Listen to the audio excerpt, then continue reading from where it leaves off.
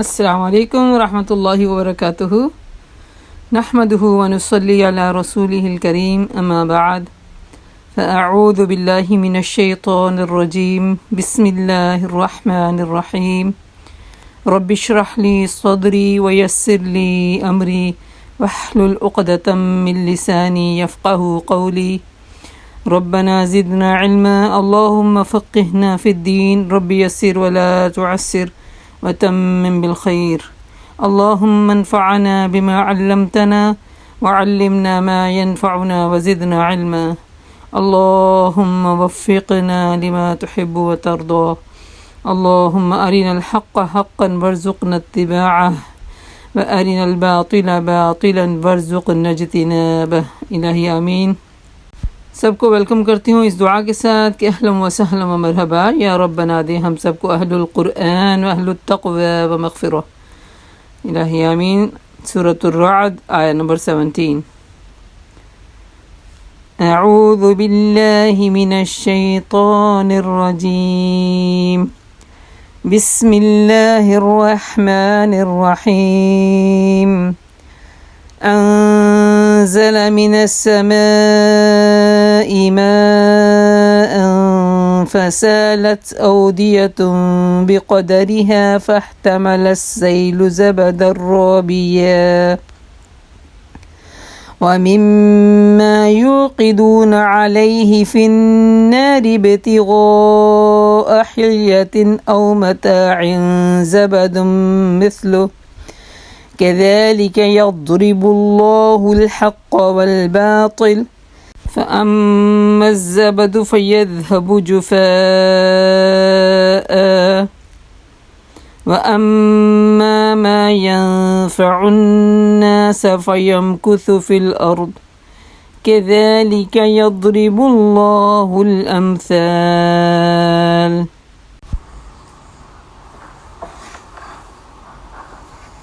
اللہ نے آسمان سے پانی برسایا، انزل من السماء ماء، یہ دراصل ایک تشبیہ ہے وحی الہی کی طرف، اور ہر ندی نالہ اپنی ظرف کے مطابق سے لے کر چل پڑا۔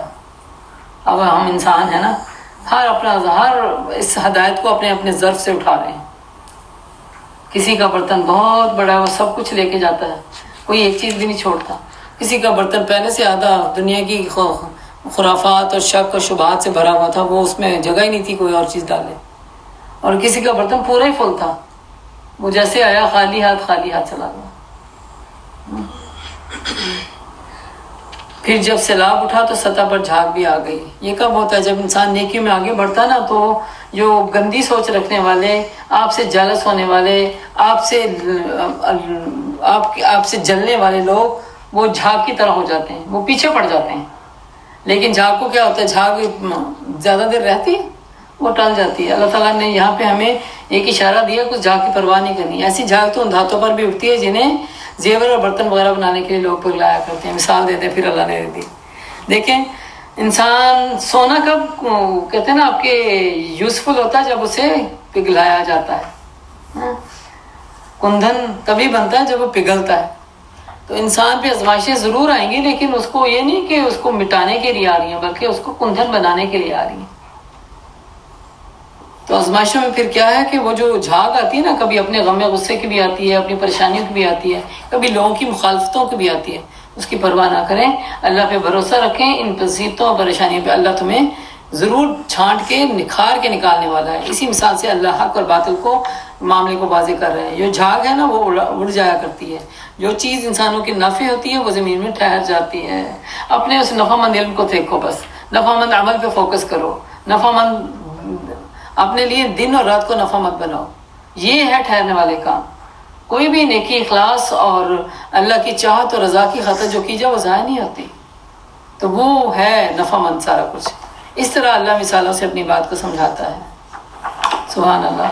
للذین استجابوا لربهم الحسنى، جن لوگوں نے اپنے رب کی دعوت قبول کر لی ان کے لیے تو بھلائی بھلائی ہے، اور جنہوں نے اسے قبول نہ کیا، اگر وہ ساری زمین کی دولت کے بھی مالک ہو جائیں اور اتنے ہی اور فراہم کر لیں، تو وہ اللہ کی پکڑ سے بچنے والے نہیں ہیں۔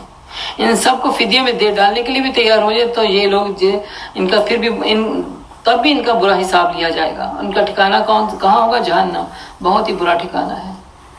اللہم حاسبنی حسابا یسیرا، ہمیں ہمیشہ دعا کرتے رہنا چاہیے۔ اما عائشہ سے مروی ہے ابو داؤد میں کہ اما عائشہ فرماتی ہیں کہ میں نے عرض کیا یا اللہ کے رسول، میرے نزدیک کتاب اللہ کی سب سے زیادہ خوفناک آیت وہ ہے جس میں ارشاد ہوا کہ من یعمل سوءا یجز بہ، کوئی بھی جو چھوٹی برائی لے کے آئے گا اللہ وہ اپنی سزا پائے گا۔ اس پر اللہ کے نبی نے فرمایا عائشہ کیا تمہیں معلوم نہیں کہ خدا کی مطیع فرمان بندے کو دنیا میں جو تکلیف پہنچتی ہے، حتیٰ کہ اسے کوئی کانٹا بھی پہنچتا ہے تو اللہ اس کے قصور کی سزا اس کو قرار دے دیتا ہے، یعنی دنیا میں وہ اس کو صاف کر دیتا ہے نا، جو تکلیف مشقت ملی، جو چھوٹی چھوٹی برائیاں ساتھ چپک گئی تھی، اور یہ اس طرح اس کا حساب دنیا میں صاف ہو جاتا ہے۔ لیکن آخرت میں جس کا اگر محاسبہ ہو گیا عائشہ وہ تو پھنس گیا۔ اما عائشہ نے عرض کیا پھر اللہ تعالیٰ کے ارشاد کا مطلب کیا ہے کہ فَأَمَّا مَنْ أُوتِيَ كِتَابَهُ بِيَمِينِهِ فَسَوْفَ يُحَاسَبُ حِسَابًا يَسِيرًا، کہ جس کا نامہ مال سیدھے ہاتھ میں ہوگا تو اس کا ہلکا حساب لیا جائے گا۔ آپ صلی اللہ علیہ وسلم نے فرمایا اس سے مراد پیشی ہے، یعنی ان بھلائیوں کے ساتھ اس کی برائیاں بھی اللہ کے سامنے پیش تو ضرور ہوں گی، مگر جس سے باز پرس ہوئی بس وہ تو سمجھ لو مارا گیا، اور جس کو اللہ تعالیٰ نے درگزر کر دیا یہی ہے حساب اللہم حاسبنا حسابا یسیرا، اس کو درگزر کر دیا۔ ورنہ ہم سب کو پتہ ہے کہ اللہ نے جو ہم پہ دی ہوئی نعمتیں ہیں نا، اگر سب سے پہلے اپنا حق مانگنے سے پہلے ان نعمتوں سے کہے گا نا اپنا حق اٹھا لو، تو ساری ایک آنکھ جسے ہم دیکھتے ہیں ہماری ساری زندگی کی نیکیاں اٹھا کے لے جائے گی، اور ابھی بھی اس کا حق پورا نہیں ہوا ہوگا۔ اس لیے یہ اللہ کا وعدہ جو ہے نا، اللہ کی جنت، اللہ کی رحمت ہی مانگتے رہنا چاہیے۔ اللہ کی رحمت غالب آ گئی تو انشاءاللہ ہمارے عمل تو کبھی بھی وہ ترازو میں پورے نہیں پڑ سکتے، اللہ کی رحمت یہ جو ہمیں پار لگائے گی۔ تو اللہم حاسبنا حسابا یسیرا، اللہم حاسبنا حسابا یسیرا، اللہم یمن کتابنا ویسر حسابنا، اللہ دائیں ہاتھ میں ہمارا حساب دینا اور ہمارا حساب کتاب آسان کرنا، مطلب کہ ہمیں درگزر کر کے گزار دینا۔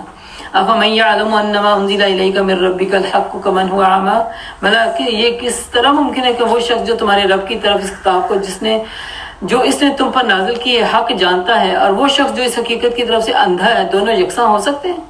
ایک کتاب کو اپنا رہبر مان کے چل رہا ہے اور ایک ہے کہ سنی سنائی باتوں میں چل رہا ہے، کیا دونوں برابر ہو جائیں گے؟ ہم سب کو غور کرنا چاہیے کہ اصل پھر جو ہمارا عقیدہ ہے نا وہ قرآن اور سنت کے مطابق ہوگا تو یہی ہے افضل عقیدہ۔ اس کے نیچے جو سنی سنائی باتیں ہیں نا، جو سنی سنائی عقیدے، سنی سنائی نیکیوں کے نسخے ہیں، ان کو اپنایا تو یہ برابر نہیں ہو سکتے۔ انما یتذکر اولو الالباب، عقل والے کبھی نصیحت پکڑیں گے؟ نصیحت تو پھر دانش مند لوگ ہی قبول کیا کرتے ہیں۔ الذین یوفون، کون ہوتے ہیں دانش مند؟ یوفون بعہد اللہ، اللہ کے عہد کو پورا کرنے والے، وہ جو وعدہ الست میں کر چکے تھے۔ ولا ینقضون المیثاق، اور اپنے عہد کو باندھنے کے بعد کبھی توڑتے نہیں ہیں، ہمیشہ یاد رکھتے ہیں ہم نے کیا وعدہ کیا ہوا، ہمارے اوپر کیا ذمہ داریاں ہیں ایز اے مسلم، اور اللہ کے ساتھ اپنے عہد کو پورا کرتے ہیں، اسے مضبوط باندھنے کے بعد کبھی نہیں توڑتے۔ ان کی روش یہ ہوتی ہے کہ اللہ نے جن جن روابط کو برقرار رکھنے کا حکم دیا، یعنی صلہ رحمی کرنے کا، جن جن رشتوں کو قائم رکھنے کا حکم دیا انہیں برقرار رکھتے ہیں۔ والذین یصلون ما امر اللہ بہ ان یوصل، وہ رشتوں کو جوڑنے کی ہمیشہ ہمتن کوشش کرتے رہتے ہیں۔ وَيَخْشَوْنَ رَبَّهُمْ وَيَخَافُونَ سُوءَ الْحِسَابِ، اور اپنے رب سے ڈرتے ہیں، اس بات کا خوف رکھتے ہیں کہ کہیں ان سے بری طرح حساب نہ لیا جائے۔ رشتوں کو جوڑنے کا بہت بڑا اجر ہے، کتنی بھی کسی سے کوئی تکلیف مل جائے درگزر کر کے اس سے معاملہ اچھا کرنا چاہیے، اور اس کی مثال میں ہمارے نبی پاک صلی اللہ علیہ وسلم بہترین مثال ہے۔ آپ نے اپنے دشمنوں کے ساتھ بھی کبھی وہ دیکھیں، ابو لہب اور اس کی بیوی کا نیبر میں گھر تھا نا، تو کیسے کیسا کیچڑ اور غلاظت اور کانٹے پھینکتے تھے راستے میں، کبھی نہیں ان کے ساتھ بد دعا کی اور کبھی نہیں بد کلامی کی۔ ایون دو کہ کہا جاتا ہے ایک دن وہ نکلی نہیں راستہ روکنے کے لیے تو اللہ کے نبی کو فکر ہو گئی کہ ان کا حال پتہ کریں کیا ہوا، پتہ چلا وہ اندر بیمار ہے نا، آج اپنی خرابی کرنے نکلی نہیں ہے۔ آپ صلی اللہ علیہ وسلم کا اخلاق بہت بڑا اخلاق تھا۔ ایک بدوی نے کہتے ہیں کہ آپ صلی اللہ علیہ وسلم کی چادر کھینچا، جیسے ایسے چادر پہنی ہوتی تھی نا، وہ کھینچ کے کہا کہ آپ کو جو کچھ ملا مجھے بھی اس میں دیں، اور یہاں تک کہ چادر کے کھینچنے سے آپ کے جسم پہ نشان آ گیا۔ تو آپ اس کو دیکھ کے مسکرائے اور اپنے صحابہ کو حکم دیا اس میں سے جو ہمیں ملا اس کو بھی دے دو۔ آپ نے یہ نہیں کہا، ذرا چہرے پہ آپ کی تیوری نہیں بدلی، میں اور آپ ہوتے تو کیا ہوتے؟ سب سے پہلے اس کو غصے سے گھورتے کہ مانگ بھی رہے ہو اور کیسی بدتمیزی سے مانگ رہے ہو. تو یہ ہے صلہ رحمی. ان کا یہ حال ہوتا ہے صلہ رحمی کرنے والوں کو، والذین صبروا ابتغاء وجہ ربہم، اپنے رب کی رضا میں صبر کرتے ہیں، اپنے رب کی رضا کے لیے. ہمیشہ رب رب رب رب ہماری آنکھوں کے سامنے رہنا چاہیے. بس ہمارا چلنا پھرنا، اٹھنا بیٹھنا، ہماری نمازیں، ہماری قربانیاں، ہماری دعائیں، سب کچھ اللہ سبحانہ تعالیٰ کے سامنے. بس اللہ تیرے لیے، اللہ تیرے لیے، اللہ تیرے لیے. کہیں بھی نہ نفس حصہ لینے پائے، کہیں بھی نہ شیطان حصہ اٹھانے پائے، کہیں بھی نہ لوگوں کی طرف سے یہ چیزیں جائیں. اللہ ہم سے ان چیزوں سے ہمیں بے نیاز کر دے. سچے دل سے ہم تجھ سے مانگتے ہیں، یہ اس فضیلت ہمیں عطا فرما. اور نماز قائم کرتے ہیں. باتوں کے بادشاہ نہیں ہوتے وہ کہ باتیں کر رہے ہیں تو باتیں کرتے جا رہے ہیں، نمازیں آئی ہیں بیچ میں تو نمازیں گزر گئی. نہیں، نمازوں کو قائم کرنے والے ہوتے ہیں. اور قائم کرنا والا جو چیز ہے نا، بڑی ڈیپ چیز ہے. جو چیز قائم کی جاتی ہے نا، جیسے ہماری بلڈنگ بنتی ہے نا، وہ اس کی بنیادیں جو ہے نا وہ قائم کر دی گئی ہیں نیچے. اس کی وجہ سے بلڈنگ ٹھہری ہوئی ہے. یہ 4 دیواری قائم ہے تو چھت کھڑی ہے. ایک دیوار بھی کہیں گر جائے تو ہم کبھی اس کے نیچے بیٹھ نہیں سکتے، ہمیں اندیشہ ہو جائے گا کہیں یہ گر پڑے گی. تو قائم کرنا دراصل شرائط کے ساتھ، سنت کے ساتھ، پابندی وقت کے ساتھ اور ٹائم کے اوپر. اپنی مرضی والے سودے نہیں کہ پڑھنی 5 ہے، ایک ہی دفعہ اکٹھی کر کے 5 جمع کر دی. نو. ہمارے دیے ہوئے رزق میں سے پھر علانیہ اور پوشیدہ خرچ کرنے والے ہیں. سبحان اللہ. یہ خرچ خرچ خرچ خرچ اتنی اس کی تاکید ہے، کیونکہ قبر میں انسان جب جائے گا نا، سب سے پہلی جو حسرت اس کے دل میں آئی تھی، کاش میں نے اور صدقہ دیا ہوتا. اور اللہ کبھی شہید کو بھی موقع دینا چاہے نا کہ تمہیں اگر موقع دوں دنیا میں جانے کا تو کیا کرو گے، تو کہے گا میں تیری راہ میں بہت خرچ کر کے آؤں گا. وہ بھی یہی فش کرے گا کہ مجھے زندگی دوبارہ ملے تو میں تیری راستے میں جو پہلے خرچ کیا اس سے بھی زیادہ خرچ کروں گا. تو ہم سب کو کیا چاہیے سچ میں، اس میں ہم بہت کمزور ہیں. وقتی طور پہ سنتے ہیں، شاید ادھر سے سنا ادھر سے نکال دیا، اور خرچ کرنے کی مدوں کو یاد بھی نہیں رکھتے کہ خرچ کہاں کرنا ہے. اور اس میں خرچ کرنے مال پہلی پرائرٹی ہے نا، جو انسان کے لیے انہو لحب الخیر لشدید بنا دی گئی ہے. اس کے اوپر پھر باقی ساری کوالٹی، سارے سکیل، ساری ہنر جو آپ کے پاس ہیں، وہ سارا خرچ کرنا. کسی پریشان حال کو صرف اپنے کمر پہ ہاتھ پھیر کے دلاسا دے دیا کہ ڈونٹ وری، میں تیرے لیے دعا کروں گی. یہ بہت بڑا صدقہ ہے. ایسے موقع پہ آپ کی طرف سے یہ الفاظ اس کو پتہ نہیں کون سے اندھیرے سے روشنی کی طرف لے گئے. اور کوئی ہے کہ بس تماشا دیکھ رہے ہیں بیٹھے، گھلنے دو اس کو، گھل رہی ہے. تو یہ صدقے کی بہت بڑی، صدقہ کرتے ہیں، خرچ کرتے ہیں، چھپ کے بھی اور اعلانیہ بھی، اور برائی کو بھلائی سے دفع کرتے ہیں. برائیاں جو ہوتی ہیں نیک کام کرتے ہیں، احسان کرتے ہیں، کسی کو غلط جوابی نہیں دیتے. پیارے نبی صلی اللہ علیہ وسلم نے فرمایا ایک جگہ، تم اپنے طرز عمل کو لوگوں کے طرز عمل کے تابع مت کرنا.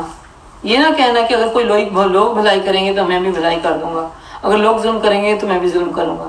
تم اپنے نفس کو ایک قاعدے کا پابند بناؤ. اگر لوگ نیکی کریں تو تم نیکی کرو، اور اگر تم سے لوگ بدسلوکی کریں تو تم کبھی ظلم نہ کرنا. اسی معنی کی حدیث میں نبی پاک صلی اللہ علیہ وسلم نے فرمایا، میرے رب نے مجھے 9 باتوں کا حکم دیا، ان میں سے 4 باتیں یہ فرمائیں کہ خواہ کسی سے خوش ہوں یا میں ناراض ہوں، ہر حال میں انصاف کی بات کہوں. اپنے اوپر لے لیں. ہم غم میں ہیں، غصے میں ہیں، پریشانی میں، مصیبت میں یا خوشحالی میں، انصاف نہ چھوڑیں. انصاف اللہ کے احکامات کے ساتھ بھی ہوتا ہے، انصاف اللہ کے بندوں کے ساتھ بھی ہوتا ہے. اور جو میرا حق مارے میں اس کو حق دوں گا، میں اس کا حق ادا کروں. جو مجھے محروم کرے میں اس کو عطا کروں. سبحان اللہ. جو مجھ پر ظلم کرے میں اسے معاف کر دوں. اسی طرح ایک اور حدیث میں اللہ کے نبی صلی اللہ علیہ وسلم نے فرمایا، جو تجھ سے خیانت کرے تو اس سے خیانت مت کر. اسی معنی میں حضرت سیدنا عمر کا یہ قول ہے کہ جو شخص تیرے ساتھ معاملہ کرنے میں اللہ سے نہیں نہ ڈرتا، اس کو سزا دینے کی بہترین صورت یہ ہے کہ تو اس کے ساتھ اللہ سے ڈرتے ہوئے بات کرے. جب آپ اس کے سامنے اللہ سے ڈرتے ہوئے معاملہ کریں گے، خاموش ہو جائیں گے، اس کو جواب نہیں دیں گے، یا آپ کی خاموشی اس کو تیر کی طرح چلے گی. اس نے تو اتنا سخت اقدام کیا آپ کے لیے اور آپ اس کو درگزر کر رہے ہیں. وہ چاہ رہا تھا کہ وہ تیلی لگا کے آگ کا بڑھتا ہوا دیکھے، آپ نے اس کو آگ کو جلنے ہی نہیں دیا. تو یہ سب سے بڑی نعمت ہے.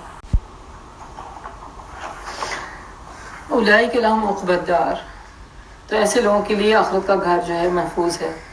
جنات عدن یدخلونہا، یعنی ایسے باغ جو ان کے ابدی قیام گاہ ہوں گے، وہ خود بھی ان میں داخل ہوں گے اور ان کے آباء و اجداد بھی، اور ان کی بیویاں اور ان کی اولادیں بھی جو صالح ہیں وہ بھی ان کے ساتھ وہاں جائیں گے. ملائکہ ہر طرح سے ان کے استقبال کے لیے آئیں گے اور ان سے کہیں گے تم پر سلامتی ہو، السلام علیکم السلام علیکم. اگر ہم جنت کا گھر چاہتی ہیں تو آپس میں سلام کو رواج دیں. پہلے نبی صلی اللہ علیہ وسلم نے کیا فرمایا تھا، خدا کی قسم تم جنت میں انٹر نہیں ہو سکتے جب تک کہ تم اپنے ایمان کو قابو میں نہ رکھو گے، اور تم ایمان والے ہو نہیں سکتے جب تک کہ تم سلام کرنے میں کثرت نہیں کرو گے. اور صحابہ کرام نے جب یہ بات سنی تو وہ بازاروں میں خرید و فروخت کے لیے نہیں جاتے تھے، وہ صرف اس لیے جاتے تھے کہ سلامتی پہنچائیں. تو سلامتی کے لیے تو ایک دیوار، ایک اوٹ، ایک پلر سے بھی ہٹ کے نیچے آئے نا تو السلام علیکم. جس گھر میں یہ سلامتی گھر میں داخل ہوتے سلام کرے، شیطان اس گھر میں داخل نہیں ہو سکتا. بسم اللہ پڑھ کے قدم رکھے سلام کرے، السلام علینا، کوئی بھی نہیں ہے موجود، السلام علینا، اپنے آپ کو دعا دیں تو کیا ہے وہ گھر شیطان سے محفوظ ہے. تو سلامتی کا بہت بڑا درجہ ہے. اور جب دنیا میں اتنی سلامتی عام کرنے والے ہوں گے، دیکھیں دلوں کی قدورتیں سلامتی سے دور ہوتی ہیں، ہے نا. دلوں کے غصے سلام سے ظاہر ہو جاتے ہیں. کسی سے آپ نہیں، وہ آپ سے غصے ہے، آپ جا کے پہلے سلام کر دیں. اس نے اگنور کیا کوئی بات نہیں، پھر سے سلام کر دیں اور اگلے موقع میں پھر کر دیں. گھروں کے معاملات سلامتی کے ساتھ سدھر جاتے ہیں. میاں بیوی سب سے زیادہ جتنا قریب رشتہ ہے اتنا ہی پیارا بھی ہے، اتنا ہی کڑوا بھی ہے. تو اس کڑواہٹ کو دور کرنے کے لیے ایک بہترین نسخہ ہے کہ اپنے غصے کو پی کے السلام علیکم ورحمۃ اللہ، تھوڑا سا وہ کہتے ہیں لہجے میں بھی جوش ہو تو میاں صاحب سٹ پٹا کے دیکھیں گے وعلیکم السلام، اور سارا غصہ ادھر کا ادھر ہو گیا اور آگے کیا معاملہ طے ہو گیا. میاں بیوی کی لڑائی تو وہ دو نادان بچوں کی طرح ہوتی ہے جو ایک طرف لڑتے ہیں بعد میں پھر اکٹھے بھی ہو جاتے ہیں. تو اس لیے اپنی لڑائی میں دوسروں کو شریک نہیں کرنا چاہیے. جب دوسرے شریک ہوتے ہیں نا تو پھر وہ اور تیلی لگاتے ہیں اور آگ لگاتے ہیں، ٹھیک ہے، چاہے وہ اپنے والدین ہی کیوں نہ ہو. والدین کو اپنی اولادوں کی دکھ دیکھے نہیں جاتے. چھوٹی چھوٹی باتیں بھی جو ون سائیڈڈ سنتے ہیں وہ سمجھتے ہیں ہماری بیٹی پہ ظلم ہو گیا، ہمارے بیٹے پہ ظلم ہو گیا. تو ایسا نہیں کرنا چاہیے. آپس کے معاملات کو اس سلامتی سے سلجھانا چاہیے. فرشتوں کا سلام لینا ہے تو یہ ہمیں عادتیں بنانے پڑیں گی. ہر طرف سے آ رہے ہیں سلامتی دے رہے ہیں. تم نے دنیا میں جس طرح صبر سے کام کیا نا اس کی بدولت آج تمہیں اس کے مستحق ہو. سب سے پہلی کوالٹی جو ہمیں نومینیٹ کی جائے گی جنت میں جانے کی وہ ہے صبر سے کام لیا تھا. نمازیں پڑھ رہے ہیں، صبر قائم رکھا ہوا تھا، نمازیں مستقل پڑھ رہے ہیں، سچ بول رہے ہیں تو صبر ہے تو سچ بول رہے ہیں، برائی سے بچ رہے ہیں تو صبر ہے تو برائی سے دور ہو رہے ہیں، نیکیوں پہ اپنے آپ کو اسٹیبلش کر رہے ہیں، صبر ہے تو ہو رہا ہے.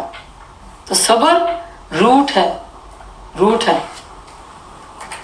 بس کیا ہی خوب ہے یہ آخرت کا گھر. رہے وہ لوگ جو اللہ کے عہد کو توڑتے ہیں، الذین ینقضون والذین ینقضون عہد اللہ، اللہ کے عہد کو توڑتے ہیں مضبوط باندھنے کے بعد بھی، اور جو اس رابطوں کو کاٹتے ہیں اور جو ان رابطوں کو بھی کاٹتے ہیں جنہیں اللہ نے جوڑنے کا حکم دیا، یعنی رشتوں کو کاٹتے ہیں جن کو اللہ نے جوڑنے کا حکم دیا، جو زمین میں فساد پھیلاتے ہیں لعنت کے پھر مستحق ہیں، ان کے لیے آخرت میں بڑا برا ٹھکانہ ہے. اللہ جس کو چاہتا ہے رزق کی فراخی دیتا ہے، اللہ یبسط الرزق لمن یشاء، اور جسے چاہتا ہے نبات اللہ دیتا ہے. ہمارا بھروسہ، ہمارا توکل اللہ پہ ہونا چاہیے. کسی کے دیے ہوئے رزق میں اپنے آپ کو بھلانا نہیں چاہیے کہ اس کو اتنا کیوں ملا. ایک ماں کی 4 اور 5 بچے ہوتے ہیں، 5 بیٹے ہوتے ہیں یا 5 بیٹیاں ہوتی ہیں، سب کے مقدر مختلف ہیں. جس طرح انگلیوں میں ہمارے سائزز ہیں مختلف، اس طرح سب کے مقدر میں مختلف ہیں. تو کبھی اپنے سے اوپر اس طرح نہیں اپنے آپ کو بھلانا چاہیے کہ ان کو دیکھ دیکھ کے سڑتے رہیں، جلتے رہیں، حاسد ہو جائیں. ان کے گھر میں تو پکے کہتے ہیں نا کیا کہتے ہیں روٹیاں بوٹیاں، اور ہمارے گھر میں پکے دال. تو اس طرح کر کے حسرتیں نہیں کرنی چاہیے نا، کیونکہ یہ اللہ ہمارا توکل ہے، ہمارا ایمان ہے کہ اللہ راضی کا. یہ لوگ دنیاوی زندگی میں مگن ہیں، حالانکہ دنیا کی زندگی آخرت کے مقابلے میں ایک متاع قلیل کے سوا کچھ بھی نہیں ہے. اللہ کے دیے ہوئے کو لے کر اللہ کی دنیا میں اللہ اپنے خلاف ہی سازشیں اکٹھی کرتے رہنا. اللہ کے دیے ہوئے رزق کو دنیا پانے کے لیے جب انسان یوز کرتا ہے صرف دنیا صرف دنیا صرف دنیا، اللہ کو بھول گیا تو پھر کیا ہوتا ہے؟ اس نے متاع قلیل کی طرف پیچھا تو کیا لیکن آخر میں سے کیا ملنے والا؟ کچھ بھی نہیں. وآخر دعوانا ان الحمد للہ رب العالمین سبحانک اللہم وبحمدک نشہد ان لا الہ الا انت نستغفرک ونتوب الیک۔ اس دعا کے ساتھ کہ الہی ہمارے دلوں کے برتن کو اپنی ہدایت کے لیے خالی کر دے، اور ہم اس ہدایت کی دنیا میں قرآن کے ساتھ رابطہ رکھتے ہوئے پورے کی پوری ہدایت لے کر اٹھنے والے بن جائیں۔ یا اللہ ہمیں رشتوں کو جوڑنے والا بنا دے، یا اللہ ہمیں صلہ رحمی کرنے والا بنا دے، یا اللہ ہمیں اپنے سے ڈرنے والا، خشیت رکھنے والا بنا دے، یا اللہ ہمیں صبر جمیل کرنا عطا فرما، یا اللہ ہمیں صبر جمیل کرنے والا بنا دے، یا اللہ نمازوں کو قائم کرنے والا بنا دے، یا اللہ ہماری اولادوں کو نماز قائم کرنے والا بنا دے، یا اللہ قبر کی حسرتوں سے ہمیں اپنی پناہ میں رکھنا، یا اللہ ہمیں اس دنیا میں بے دریغ اپنے راستے میں خرچ کرنے والا بنا، یا اللہ صدقہ خیرات کرنے والا بنا، صلہ رحمی کرنے والا بنا، یا اللہ بندوں کے ساتھ بہترین معاملات کرنے والا بنا، ہمارے اخلاق کو بہترین کر دے، بد اخلاقی کا جواب ہمیں بہترین اخلاق کے ساتھ دینے والا بنا دے، یا اللہ سلام کو عام کرنے والا بنا دے، یا اللہ سلامتی کو پھیلانے والا بنا دے، یا اللہ ہمیں جنتوں میں سلامتی کے ساتھ پہنچا دے۔ یا اللہ تم سے سوال کرتے ہیں، اللہم انا نسألک الجنۃ الفردوس بغیر حساب ونعوذ بک من النار۔ الہی آمین ثم آمین یا رب العالمین۔ ربنا تقبل منا انک انت السمیع العلیم وتب علینا انک انت التواب الرحیم۔ سبحانک اللہم وبحمدک نشہد ان لا الہ الا انت نستغفرک ونتوب الیک۔ السلام علیکم ورحمۃ اللہ وبرکاتہ۔